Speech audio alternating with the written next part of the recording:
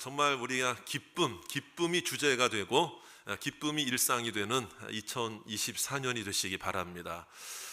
오늘 기쁨으로 살아가려고 하는데도 불구하고 우리 인생에는 크고 작은 어려움들이 찾아올까요? 안 올까요? 네, 찾아옵니다. 그래서 어떤 책에도 보니까 또 어느 분 목사님들 이렇게 설교 말씀 들어보면은 많이 하는 이야기들 중에 하나가 그거예요. 고난에도 총량의 법칙이 있다, 이런 얘기를 해요. 그러니까 어떤 분은 어릴 때 고난을 받았고, 또 어떤 분들은 청소년기에 고난을 받았고, 어떤 분들은 지금까지 고난 없이 살았는데 또 늙음하게 또 고난을 당하는 경우도 있고, 여러 가지가 있어요. 그런데 전체적으로 보면은 인생이라는 게 이 생로병사 아닙니까? 고난의 총량의 법칙이 있다, 이런 생각이 듭니다. 오늘 우리 로뎀교회 모든 속한 성도님들도 여러분 지금까지 고난의 세월을 사셨고 힘든 일도 많이 겪은 분들이 이 자리에 계신다면은 이제는 앞으로는 웃으며 살 수 있게 되고요, 기쁨의 일들을 더 많이 주실 줄로 믿습니다. 자, 그러면 나는 지금까지 한 번도 고난 안 받았어, 이런 분들에게는 죄송하지만 좀 고난이 있을 수도. 네. 자, 그러나 여러분, 우리가 고난을 당하든 당하지 않든 우리의 삶은 하나님께 맡겨진 바가 되어야 하고, 우리는 천국의 소망이 우리 가운데 있습니다.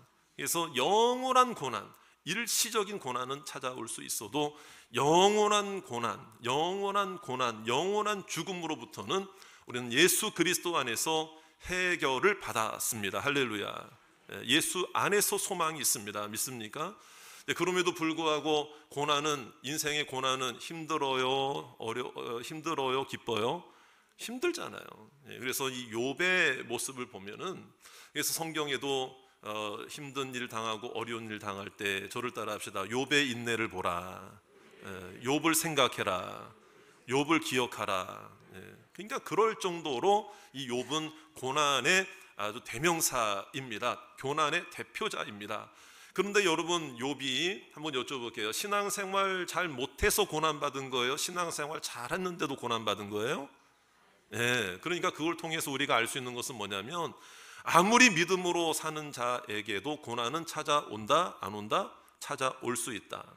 그리고 욥의 고난을 우리가 욥기 1장, 2장에 보면 어떤 일이 있었는가 하면은요, 여러분 많은 것을 누리고 있었던 자예요. 그래서 욥기의 1장에 있는 말씀 보면 그가 가진 소유에 대해서 나오는데, 양이 7,000마리, 낙타가 3,000마리, 소가 500결이, 한 결이가 2마리잖아요. 여러분, 암나귀가 500마리, 종들도 많이 있었고, 동방 사람 중에 부자일 뿐만 아니라 저를 따라 합시다. 훌륭한 사람이라. 존경도 받았던 사람이에요. 믿음으로도 하나님께서 칭찬을 받았던 사람이에요. 그런데 어떤 일이 있었는가 하면 여러분 갑자기 종들과 그런 모든 가축들, 소유들이 몰살을 당하고 빼앗기게 되는, 여러분 그 상실, 그 다음에 잃어버리는 고난을 당했다, 이 말이에요. 그뿐만이 아니에요. 고난이 갑작스럽게 찾아왔는데 그 고난이 이어서 끝나기도 전에 그 고난이 또 찾아옵니다. 새로운 고난이. 그게 뭐냐면, 아들이 7이 있었고 딸이 3이 있었는데 온 가족들이 함께 모여서 자녀들과 예배를 드리고 하나님을 섬기던 그런 가정이었는데, 하루는 그 소식이 들릴 때가 언제였냐면요, 맏아들의 집에 다 형제들이 모여 10명의 자녀가 한 사람도 빠지 다 모여서 예배하고 잔치하고 즐기고 있는데, 여러분 거기서 몰살을 당한 거예요. 한꺼번에 10 자녀가 생명을 잃은 거예요. 그러니까 여러분, 이건 상실의 아픔이에요. 잃어버림이에요. 이거는 망연자실이라고 말하기도 뭔가 좀 약할 정도로, 이건 모든 것이 무너지는. 여러분, 그런데 그러한 상황 속에서 그래도 이 욥이 그런 가운데서 어쨌든 이겨내려고 하는데, 여러분 이제는 자기의 이 육신마저도 온몸이 악창이 돋아가지고요, 기왓장으로 자기 몸을 긁을 수밖에 없는 상황이 되는 거예요. 여러분, 그럴 때에 뭡니까? 이 죽음보다 더 나를 두렵게 만드는 이 질병의 위기. 차라리 내가 죽는 거가 더 낫습니다라고 할 정도로 아플 때가 있잖아요, 여러분. 그 고난도 이 욥이 당했다, 이 말이에요. 그러니까 상실의 아픔, 죽음의 두려움, 그리고 그뿐만이 아니에요. 자기를 그렇게 절친이었던 자기와 절친이었던 친구 셋이 야, 네가 정말 하나님 앞에 돌이켜라, 네가 잘못했으니까 그런 거 아니냐라고 하면서 욥의 마음을 위로하기는커녕 하나님에 대한 잘못된 그들의 지식으로 욥을 오히려 공격하고 있는 세 친구들이 그 뒤에 나오거든요. 그냥 그 세 친구들로 말미암아 뭐예요? 관계가 단절되고 관계 또한 무너지게 되는 것입니다. 더 안타까운 것은 그럴 때에 배우자의 힘이 굉장히 중요하잖아요, 여러분. 그런데 가장 힘이 되어야 할 아내조차도 뭐라고 이야기하는가 하면 하나님을 욕하고 죽어라, 이렇게. 그러니까 관계의 단절이라 이 말이에요. 이게 그 당시에 있었던 욥의 고난이었다는 것입니다. 그러면 이걸 통해서 우리가 알 수 있는 것은 뭐냐면, 저를 따라합시다. 믿음이 강한 자에게도, 믿음으로 살려고 하는 자에게도, 자, 욥의 경우를 볼 때 뭐예요? 고난이 갑작스럽게 찾아올 수도 있고요, 또 관계가 단절되는 억울함, 어려움도 겪을 수가 있다는 것을 우리가 알아야 되고요. 그 다음에 믿음이 강한 자도 고난을 경험할 때 아파요, 안 아파요? 아프다 이 말이에요. 힘들다 이 말이에요. 힘들다 이 말이에요. 이게 그걸 통해서 우리가 욥도 일어났다면, 여러분 오늘 우리도 2024년을 시작할 때 여러분 크고 작은 어떤 인생의 한계를 만나고 어려움을 만나도 욥을 기억하고 욥을 생각하면서 오늘 말씀을 생각하면서 고난에서 일어나는 성도 되시기를 바랍니다. 저를 따라 합시다. 일어나겠습니다. 네, 일어나겠습니다. 이런 마음을 가져야 한다는 것입니다. 그래서 오늘은 고난에서 일어나라. 저는 한 달 설교 주제를 미리 다 예고를 해드리잖아요, 그렇죠? 이걸 주보를 설교 시간에 막 주보를 이렇게 주보는 나의 목자신 뭐 이렇게 할 필요는 없어요. 그런데 그래도 한번 보세요. 그래서 오늘은 고난에서 일어나라. 우리가 기쁨으로 새해를 시작하기 위해서는 정말 고난에서도 우리는 일어나야 할 줄로 믿습니다. 그 다음에 다음 주에는요, 가난에서 일어나라. 따라합시다. 가난에서 일어나라. 그 다음에 마지막 주에는 너의 한계에서 일어나라. 그래서 오늘 좀 다 일어나시기 바랍니다. 일어나시기 바랍니다. 일어나시기 바랍니다. 그러면 우리가 이제 욥이 어떻게 일어났는지를 우리가 알아야 되는데요. 그래서 하나님께서 욥에게 뭐라고 그러는가 하면 갑절의 은혜를 주시고 갑절의 복을 주시면서 처음보다 나중 복이 더 크게 하셨어요. 그러는데 그게 뭐냐 보니까 양이 원래는 7,000마리, 14,000이 되고 낙타가 3,000마리인데 6,000마리가 되고 뭐 이런 식으로 2배의 은혜를 베풀어 주셨습니다. 자, 그런데 한 가지 좀 의문점이 드는 게 뭐냐면, 원래 있었던 아들, 딸이 숫자가 몇 명이었다고요? 10명. 아들 몇 명? 몇 남 몇 녀예요? 7남 3녀였습니다. 그런데 오늘 가만히 보니까 더 큰 복을 주시겠다고 하셨는데 다른 가축들이나 소유는 2배를 정확하게 주셨어요. 2배씩. 2배를 정확하게 주셨는데 아들, 딸은 어떻게 주셨어요? 네? 똑같이 주셨어요. 똑같이 주셨다고. 숫자가 달라지질 않았어요. 그럼 여기에는 무슨 뜻이 있을까? 자, 그러면 이것도 한번 생각해 볼 필요가 있어요. 여러분들이 그냥 말씀이니까, 하나님 말씀이니까 그냥 막 이렇게 듣지 마시고 한번 생각 좀 해보자 이 말이에요. 뭐냐면은 아무리 자녀들을 여러분 20명, 30명 아니라 뭐 몇 수십 명을 주셨다 하더라도 처음 자녀들에 대한 상실의 아픔은 있을까요, 없을까요? 있죠. 있단 말이에요. 그러니까 예를 들어서 양이 7,000마리가 있었는데 다 잃어버렸는데 나중에 14,000마리 2배를 주시면 그건 정말 위로가 돼.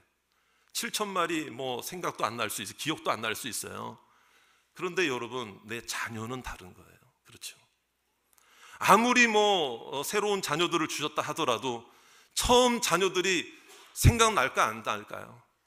얼마나 그 상실의 아픔, 이게 평생을 가지고 가야 되는 건데. 자, 그러니까 이 욥의 마음이 어떠했을까? 그리고 성경에는 그럼에도 불구하고 아들, 딸 정확하게 똑같이 10명, 7명, 3명을 주신 것을 이렇게 정확하게 표현하고 있는 이유는 뭘까? 여러분, 욥은 어떻게 이겨냈을까? 그리고 욥의 이 말씀을 통해서 우리가 오늘을 살아가는 우리가 깨달아야 할 것은 무엇인가? 여러분, 오늘도 갑작스럽게 찾아올 수도 있는 고난 앞에서 여러분 위기를 만날 때에도 우리는 믿음으로 일어나야 할 줄로 믿습니다. 다시 한번 저를 따라합시다. 일어나겠습니다. 일어나겠습니다. 이것을 우리가 깨달아야 된다 이거죠. 자, 그러면 어떻게 일어나야 되느냐? 욥은 어떻게 일어났느냐? 그것은 뭐냐면 하나님만 생각했습니다. 저를 따라합시다. 하나님만 생각했다. 하나님. 이게 참 식상하고 이게 참 평범해 보이고 이게 당연한 것처럼 얘기가 되지만 우리는 당연한 것을 놓치기 때문에 당연하지 못한 삶을 살게 되는 경우가 많잖아요. 당연하게 하나님 찾아야 되고 당연하게 하나님 바라봐야 됩니다. 할렐루야. 당연하게. 자, 그게 뭐냐면 여러분 이제 고난을 처음 당했을 때에 욥이 고백한 내용이 있어요. 그게 뭐냐면 오늘은 1장도 찾아봐야 돼요. 우리 욥기 1장의 21절을 한번 보세요. 21절을 보니까 모든 것이 어차피 하나님의 소유였습니다. 내게 잃어버린 거 다 어차피 하나님의 소유였습니다. 우리 1장 21절 다 같이 한번 우리 화면을 보면서 다 같이 함께 읽어보겠습니다. 시작. 이르되 내가 모태에서 알몸으로 나왔사온즉 또한 알몸이 그리로 돌아가올지라. 주신 이도 여호와시요 거두신 이도 여호와시오니 여호와의 이름이 찬송을 받으실지니이다 하고. 할렐루야. 내가 가지고 있었던 게 내 것이 아니었다 이거예요. 어차피 누가 주신 겁니까? 하나님이 주신 양들이고 하나님 주신 소고 하나님 주신 재산이니까 그게 다 사라졌다고 해도 욥은 누구만 찾았어요? 누구만 생각한 거예요? 하나님의 주권을 생각한 거예요. 그 얘기는 뭐냐면 다 가져가셨어도 또 하나님의 능력으로 또 주실 때가 있는 줄 믿습니다. 이걸 우리가 많이 가지고 있다고 해서 교만할 필요가 없다 이 말이에요. 우리가 그것을 욥을 통해 깨달아야 하는 것이고요. 중요한 것은 하나님만 찾았다는 것은 저를 따라합시다. 하나님 앞에서 범죄하지 않았다. 그 범죄가 무슨 범죄냐를 봐야 되는데요. 22절 1장 22절 말씀에도 나와 있습니다. 그 범죄가 무슨 범죄냐? 여러분 같이 한번 읽어보겠습니다. 이 모든 일에 욥이 범죄하지 아니하고 하나님을 향하여 여러분 고난당하고 어려움 당할 때에 습관처럼 그냥 아무런 생각 없이 입으로 내뱉는 불평 원망도 하나님 앞에서는 범죄가 될 수 있다. 그러나 욥은 하나님만 생각했기 때문에 입술로도 마음으로도 하나님을 향하여 범죄하지 않았다. 원망하지 않았다. 불평하지 않았다. 그러니까 여러분 이 말 한마디가 굉장히 중요하다는 것을 우리가 알아야 되는 것이죠. 그러니까 아내조차도 와서요, 아까 말씀드렸잖아요, 하나님을 욕하고 죽어라 이렇게 했는데 놀라운 또 고백이 뭐냐면 2장 10절에 또 이런 고백이 나와요. 2장 10절에 뭐라고 되어 있습니까? 우리 화면을 보면서 자, 우리가 하나님께 뭘 받았은즉 복도 받았으니 화도 받는 수도 있지 않겠느냐. 복을 받았으니 나는 절대 나는 어려움도 안 당할 거야. 하나님 나한테 고난 주시면 안 됩니다. 하나님 나한테 복만 주셔야 하나님이시지 나에게 여러분 하나님 고난 주시면 하나님 아닙니다. 이 말이 뭐냐면 우리가 나 복 받아야 교회 나오지 나 복 안 받으면 고난 당하면 교회 안 나갑니다. 내가 복을 받아야 내가 원하는 대로 되어야만 하나님을 내가 믿지 나한테 조금이라도 어려움 당하면 나 이제 하나님 안 믿습니다. 사람들은 그런 마음으로 살아간다 이 말이에요. 그러나 욥은 뭐예요? 고난이 있을 때도 하나님은 나의 하나님. 할렐루야. 힘든 일을 만나도 하나님은 나의 하나님. 입술로 범죄하지 아니하니라 그랬어요. 여러분 오늘 우리의 입술로 하나님을 찬송하시기 바라고요. 입술로 하나님만 생각하시기 바라고 입술로 하나님만 인정하시기를 주의 이름으로 축원합니다. 이게 안 되면 일어날 수 없다라는 것을 우리가 알아야 되는 것이죠.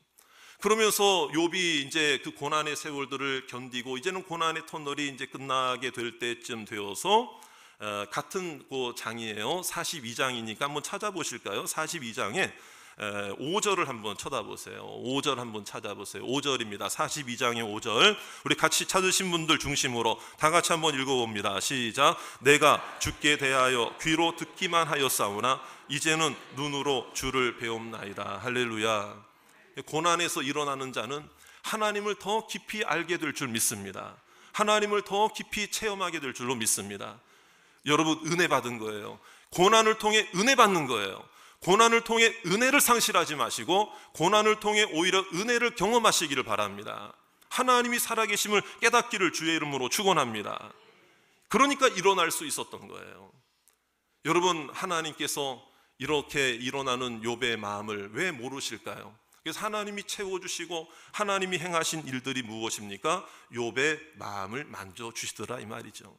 우리 11절과 12절, 13절에 보시면은 이전에 자기를 떠났던 많은 사람들이 이제는 자신에 대한 오해를 풀고 자신들이 하나님 앞에 욥을 판단한 것이 잘못되었다, 하나님에 대한 잘못된 지식과 생각으로 욥을 공격했던 것을 그들도 회개하고 그 새 친구들을 하나님께서 돌이켜 주시면서 오히려 10절에 보세요. 욥이 그 친구, 자기를 공격했던 그 친구들을 위하여 기도할 때 여러분, 하나님께서 욥의 마음도 풀어주시고 관계도 회복시켜 주신 줄로 믿습니다. 여러분, 2024년이요 회복의 한 해가 되시기 바랍니다. 여러분, 억울했던 관계, 힘들었던 관계, 보기 싫었던 관계, 속상했던 관계들이 다 회복되기를 주의 이름으로 축원합니다. 욥이 자기를 공격했던 그 친구들을 위해 기도했다는 게 참 어떻게 보면 너무 감사한 일이잖아요. 이게 진심이 아니면 기도가 나오겠어요?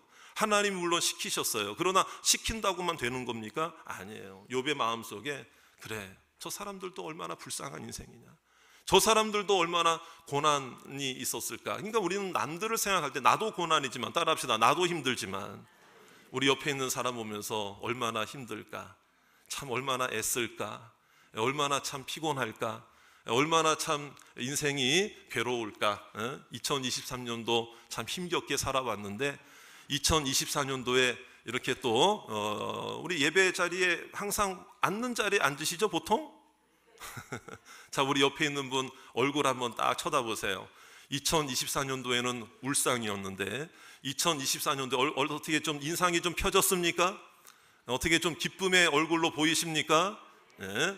자, 우리가 그런 마음으로 살아가잖아요, 여러분. 그러니까 이 욥도 마음이, 자기도 이런 경우를 당하니까 그래, 저 사람들이 나를 공격했어도 저 사람도 힘들었겠지 하면서 오히려 그들을 위해 기도하는 마음을 가지니까 그 친구들하고의 관계도 회복시켜 주신 줄로 믿습니다. 여기서 캐시트 하나씩 가져왔다 그랬는데 이거는 화폐 단위, 그 당시 추정하기로는 화폐 단위입니다. 그러니까 이런 그 마음도, 위로의 선물도 같이 이렇게 공감하면서 하나가 되었다 이 말이죠. 그러면서 이제 가축들도 그 이상 2배씩을 정확하게 하나님 주셨고, 자, 우리 13절에 있는 말씀, 아까 우리가 좀 의문점을 가졌던, 궁금했던 부분이 드디어 나오는데요. 자, 13절에 보세요. 자녀들에 대해서는 어떻게 하셨습니까? 또 아들 몇 명과 7, 그 다음에 딸 몇을? 3을. 그렇죠. 자, 이게 이제 중요한 거예요. 이걸 우리가 잘 생각하셔야 됩니다. 왜 아들 14을 주시고 왜 딸 6을 주시지 않았을까? 자, 이거는 뭐냐면은 하나님의 능력은 여러분 뭐 14명 아니라 140명도 주실 수 있는 하나님의 능력이잖아요. 그런데 뭐 이렇게 주신 거는 뭐냐, 이런 의미가 있어요. 뭐냐면요, 자, 수십 명을 주셨다 하더라도 처음에 먼저 하나님 나라 떠나보낸 자녀들 생각이 나요, 안 나요? 그 아픔이 있어요, 없어요? 있잖아요. 그러니까 하나님께서는 똑같은 숫자를 주심으로 말미암아 그 숫자가 의미하는, 상징하는 바를 통해서 욥을 위로하시는 거예요. 이게 진심으로 하나님이 욥을 위로하고 싶은 마음이 있으셔서 그런 거예요. 3번 주님을 부인했던 베드로에게 예수님은 네가 나를 사랑하느냐 몇 번 물어보셨죠? 3번 물어보셨죠. 이건 우연이 아닙니다. 그런 것처럼 여러분, 아들 7이 있었고 딸 3이 있었는데 그들이 다 죽었어요. 그런데 하나님께서 나중에 갑절이나 복을 주셨다고 그랬는데 다른 건 다 갑절을 주셨는데 아들, 딸은 그대로 주셨다 이 말이에요. 그런데 이게요, 갑절이 아닌 게 아니에요. 여러분, 양과 같은 이런 소유물들은 여러분 잃어버리면 끝이에요. 죽으면 끝이에요. 그러나 여러분, 사람의 영혼은 죽으면 끝나는 게 아니라 천국에 들어가게 될 줄로 믿습니다. 예수 그리스도 안에서 천국의 소망을 가진 자들은 천국으로 들어가게 될 줄로 믿습니다. 여러분, 처음 있었던 아들들과 딸들의 영혼이 소멸된 것이 아니라 천국에 살고 있는 거예요. 할렐루야. 그러니까 이 육신의 땅에서 새롭게 아들 7, 딸 3을 주셨으니 합치면 어떻게 되는 거예요? 14명과 6명이 되어 20명이 되는 거예요. 그래, 이걸 통해서 뭐냐면 하나님께서는 분명히 너의 자녀들의 영혼은 천국에서 영생하고 있다. 할렐루야. 이걸 깨닫게 하시고 욥에게 새로운 아들들과 딸을 주심으로 말미암아 천국에 있는 아들들과 딸들을 언젠가는 다시 만나게 되는, 여러분, 천국의 소망과 영생의 기쁨과 소망과 위로를, 천국의 위로를 주신 줄로 믿습니다.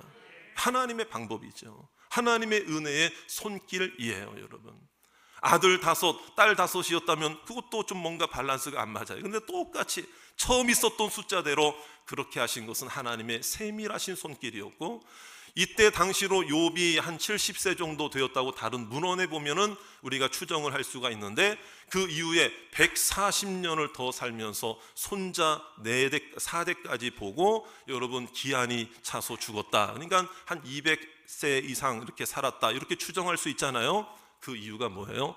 단지 단순한 장수의 복을 누린 것이 아니라 상처 입은 치유자로서, 고난에서 일어난 회복자로서 믿음으로 평생을 살아가면서 나보다 더 힘든 사람 만나면 그들을 위로하고 세워주고 일으키는 자로 살게 된 줄 믿습니다. 이게 욥에게 허락하신 하나님의 만져주심이고 축복이다, 이 말이에요. 사랑하는 여러분, 오늘 우리들도 일어나는 2024년이 되시기 바랍니다. 고난에서 일어나시기 바랍니다.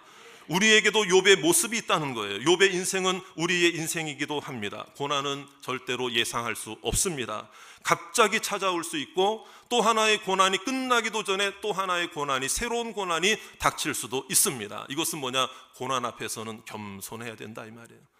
삶의 모습 속에 하나님 앞에 겸허한 마음으로 살아가야 한다. 여러분, 고난에 대해서는 자신감을 갖는 것보다 어리석은 것은 없습니다. 나는 고난 안 당할 거야, 나는 이대로 평안하게 살 거야. 여러분, 이게 아니라는 거예요. 고난은 아픕니다. 믿는 자에게도 고난이 아픕니다. 그러므로 서로가 서로의 고난을 바라보면서 불쌍히 여기고 긍휼히 여기고, 그 상대방의 마음에서 오죽하면 저런 말을 할까, 오죽하면 저런 생각을 할까 하며 서로 도와주고 이해해주고 배려해주고 위로해주는 말을 하시기를 주의 이름으로 축원합니다. 저도 우리 성도님들 삶을 이렇게 생각하면은 녹록치 않잖아요. 그래서 저도 이 말씀을 준비하면서 그런 마음이 들어요. 하나님, 우리 성도들 목사로서 긍휼히 여기는 마음을 허락해 주시옵소서. 그리고 여러분도 저를 보실 때 어떻게 좀 불쌍하게 좀 보이십니까? 제가 불쌍히, 이게 긍휼히, 뭐 이렇게 그런 마음, 우리 안쓰러운 마음 혹시 드십니까? 목사님 볼 때, 이렇게 저를 볼 때, 또는 뭐 우리 목회 하시는 분들 볼 때 안쓰러운 마음이 들 때가 있으세요? 없으셨어요? 안쓰러운 마음이 들 때가 있으셨어요? 없으셨어요? 네. 없으면 그거 안 되는데 있으셔야 되는데, 그게 제가 이게 뭐냐면은 무슨 뭐 이렇게 뭐 불쌍하게 뭐 이렇게 뭐 동정심 이런 게 아니라, 성경에도 서로 불쌍히 여기고 인자하게 대하고, 그게 왜냐하면 이런 거예요. 저 사람 마음을 내가 다 알 수 있을까? 그러니까 우리는 우리의 기준과 우리의 생각으로만 판단하기가 쉽잖아요. 그러니까 욥이 그 친구, 자기를 공격했던 친구들을 위해 기도했다니까요. 불쌍히 여겨달라고. 하나님이 다 풀어주시는 거예요. 그러니까 서로, 여러분 부모가, 여러분 한번 부모님들, 우리 자녀들 요즘 살아가는 자녀들 보면은 안쓰러울 때 있어요, 없어요? 있잖아요. 있잖아요.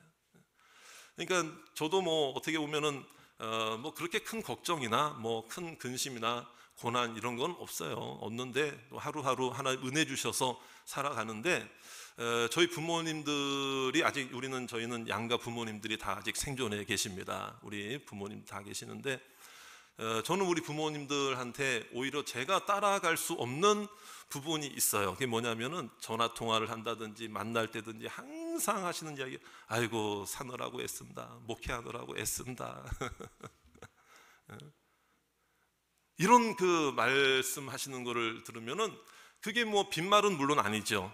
그런데 말 한마디라도 그게 참 고맙게 느껴지고 생각이 드는 거예요. 그러니까 오늘 좀 예배 끝나고 집에 가시면 우리 가족들한테 아이고 사느라고 애썼어, 앞으로 좀 더 애써, 더 고생해, 뭐 이런 게 아니라 어쨌든 좀 사느라고 애쓴다, 참 사느라고 애쓰고 계세요, 이런 좀 격려 한마디를 좀 해주시면 좋을 것 같아요. 여러분, 고난이 계속되면 문제가 뭐냐면요, 이 고난이 언제 끝날까 두려움이 앞섭니다.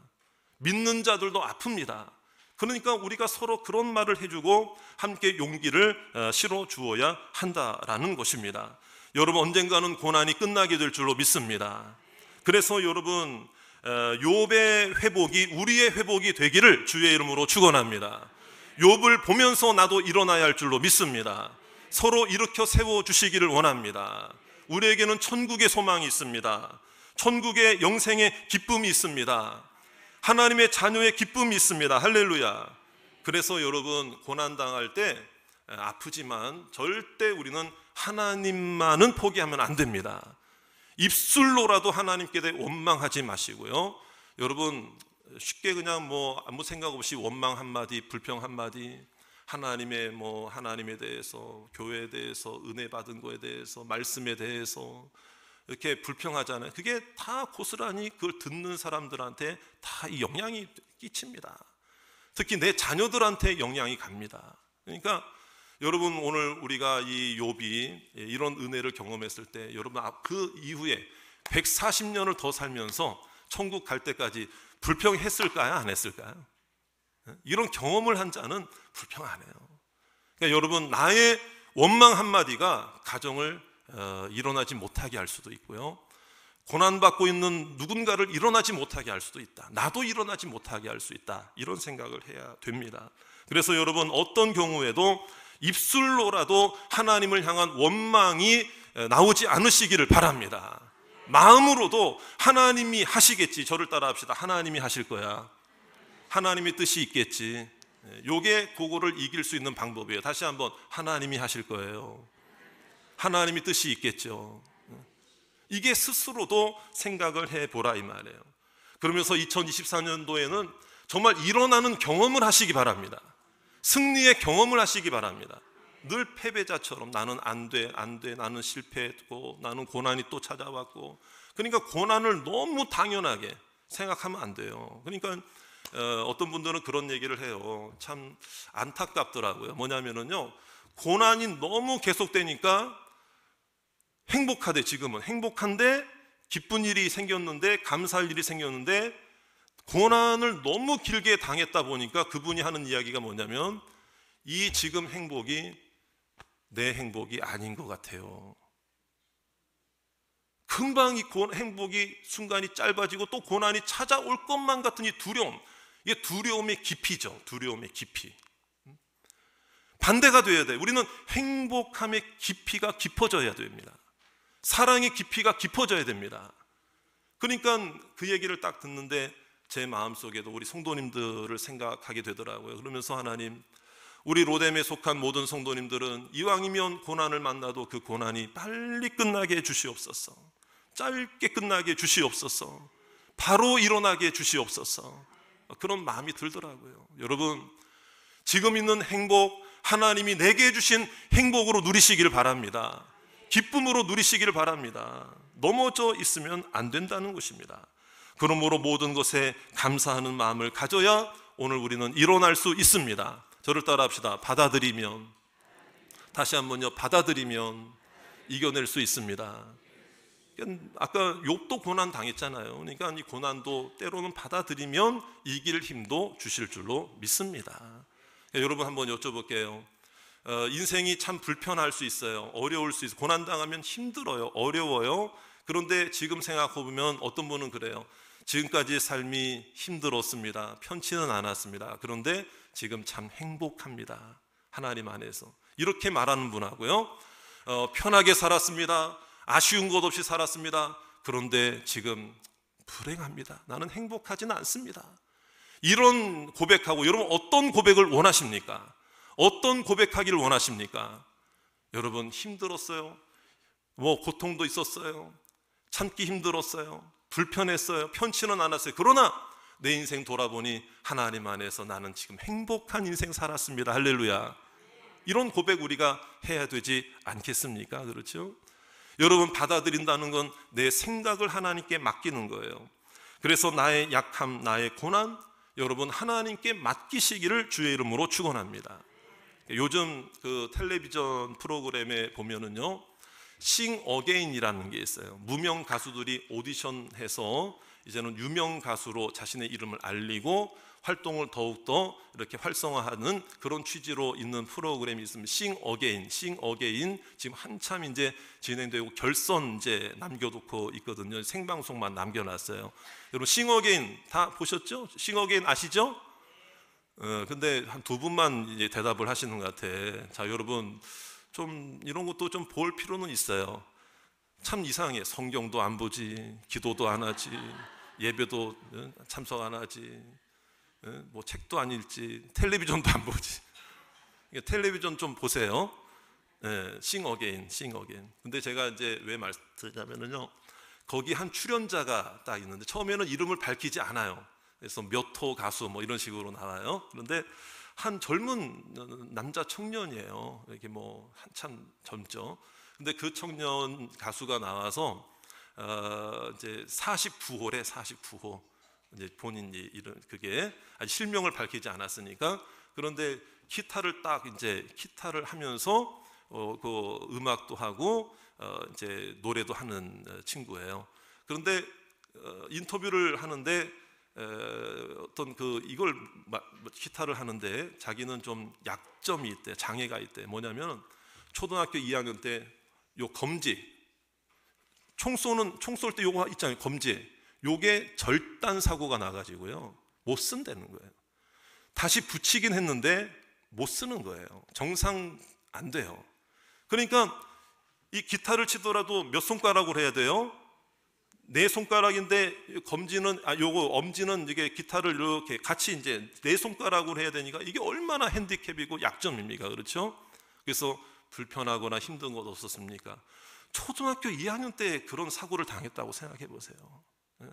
여러분 그 성장하면 청소년기, 사춘기 이런 그 과정들을 한번 생각해 보시라고요. 그런데 그게 어떤 제약이나 애로사항은 아니었습니까? 질문을 딱 받으니까 그분이 하는 이야기가 뭐라고 이야기하는가 하면 저만 문제 삼지 않으면 문제가 되지 않았습니다. 딱 그 얘기를 하더라고요. 다시 한번요. 저만 문제 삼지 않으면 문제가 되지 않았습니다. 그 얘기를 딱 하는데 감동이 되더라고요. 저걸로 이겨냈구나. 오히려 자기의 약점을 오히려 받아들이고 인정하면서 저 사람은 고난에서 일어났구나. 그 생각이 딱 들더라고요. 여러분 다른 사람들이 다 그 부분을 생각하지 않아도 다 괜찮다고 해도 본인만 그게 문제가 된다면 그 사람은 일어날 수 없었을 거예요.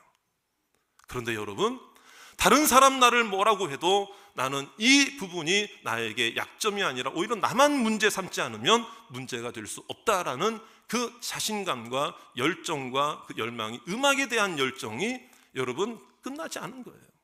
이 결과가 어떻게 됐느냐, 여러분 어떻게 됐느냐, 이제 결선 무대까지 그 사람이 올라갔어요. 탑 7까지 올라갔어요. 이제 생방송, 저는 마음으로 그분을 난 응원하고 싶더라고요. 그래서 시청자들도 전자투표 막 하더라고. 그래서 나도 그거 좀 하려고 이제 생방송 남았거든요. 이름이 소수빈이에요. 남자 청년 감수인데 소수빈. 여러분들도 생각나면 한 표.